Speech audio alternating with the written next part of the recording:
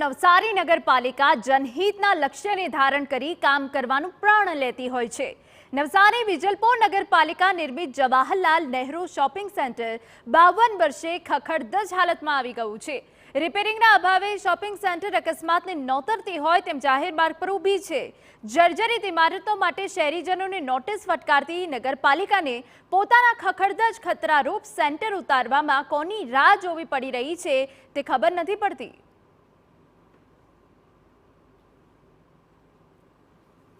પાલિકાનું જે shopping centre દુધિયા તળાવ પર બનેલું છે એ ઘણા વર્ષો જૂનું છે અને અવારનવાર આપણે એનું રિપેરિંગ પણ કરાવ્યું જ છે અને અધિકારીઓને સૂચના આપેલી છે કે એનું જે બી સ્ટેબિલિટી રિપોર્ટ છે તે ચેક કરાવીને આગળની જે પણ કાર્યવાહી કરવાની થાય તે માટે અગત્યના પગલાં લેવા તેવી સૂચનાઓ આપવામાં આવેલી છે। એનો અમે તપાસ કરાવી લઈશું અધિકારી જોડે અને જે બી કન્સલ્ટન્ટને નિમવાનું થાય અથવા જે પણ તપાસ કરીને રિપોર્ટ આવે તે અનુસંધાન।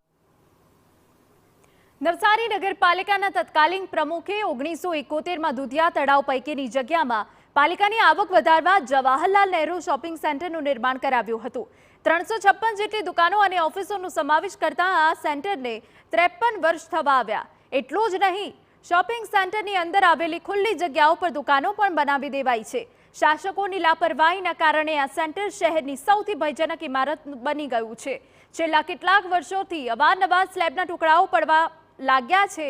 ઠેક ઠેકાણે સ્લેબ, પિલર, બીમના સળિયાઓ પણ દેખાઈ રહ્યા છે। છતાં પાલિકાના બેજવાબદાર અધિકારીઓને આ સેન્ટરની અત્યંત ભયજનક હાલત દેખાતી નથી અને ઇમારતને ઉતારવાની તસ્દી લેતા નથી।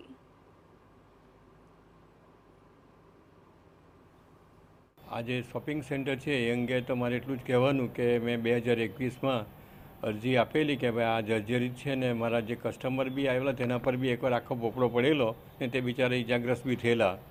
શોપિંગ સેન્ટરમાં તમે મેઇન રોડ પરથી એન્ટર થાવ તો એટલા બધા ખાડા છે કે તમે જાતે અનુભવ કરી શકો છો। એટલે મારું કહેવાનું એટલું જ છે કે આ જર્જરિત શોપિંગ સેન્ટરને રિપેર કરો કાં તો પછી તોડી કાઢીને બીજું નવું બનાવો કે જે કરવું હોય તે કરો। દુધિયા તળાવની માલિકી રાજ્ય સરકારની છે। સરકારની માલિકીના આ તળાવમાં વર્ષો પહેલા તત્કાલીન શાસકોએ શોપિંગ સેન્ટર સહિત અનેક પ્રકલ્પો ઊભા કર્યા। એટલું જ નહીં, ખાનગી સંસ્થાઓને પણ તળાવ પૈકીની જગ્યાની ખુલ્લા હાથે લહાણી કરી। વર્ષો પહેલા દુધિયા તળાવમાં માત્ર ને માત્ર રામજી મંદિર જ હતું। સરકારની માલિકીના આ તળાવમાં બનાવવામાં આવેલી શોપિંગ સેન્ટર અત્યંત જર્જરિત હાલતમાં આવી ગયું છે। જો કોઈ દુર્ઘટના બને કે જાનહાનિ થાય તો તેના માટે જવાબદાર કોણ? નગરપાલિકા કે કલેક્ટર નવસારી? તે અંગે પ્રશ્ન થઈ રહ્યો છે।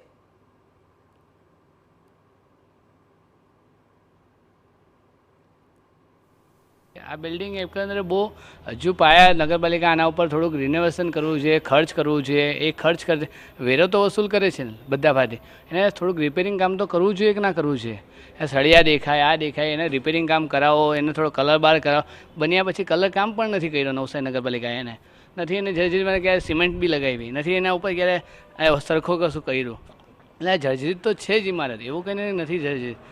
આ એકંદરે જર્જરિત કહેવાય અને ક્યારે પણ પડી પણ જાય। હવે કશું કરે ત્યારે નગરપાલિકા સારું, કે લોકો મરી જાય પછી કરે એનો શું અર્થ?